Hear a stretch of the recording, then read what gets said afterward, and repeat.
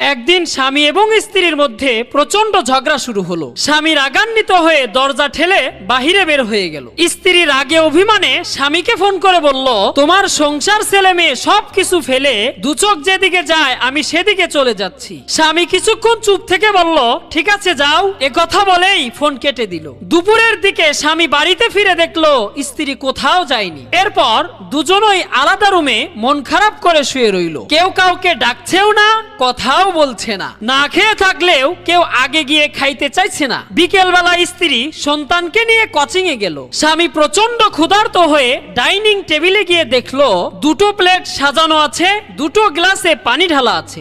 স্ত্রী তার জন্য খাবার রেখেছে কিন্তু অভিমানে ডাকেনি। এবার স্বামী খাবার খেতে গিয়েও থমকে গেল। ভাবলো স্ত্রী এলে একসাথেই খাবো। এবার স্বামী তার স্ত্রীর মোবাইলে একটা মেসেজ পাঠালো। মেসেজে লিখলো, তুমি যে কারণে কোথাও যেতে পারোনি আমিও সে কারণে খেতে পারিনি। স্ত্রী মেসেজ দেখে চোখের পানি ধরে রাখতে পারলো না। বন্ধুরা, স্বামী স্ত্রীর মধ্যে ঝগড়া হয়, অভিমান হয়, কিন্তু শেষ পর্যন্ত ভালোবাসাটাই জিতে যায়।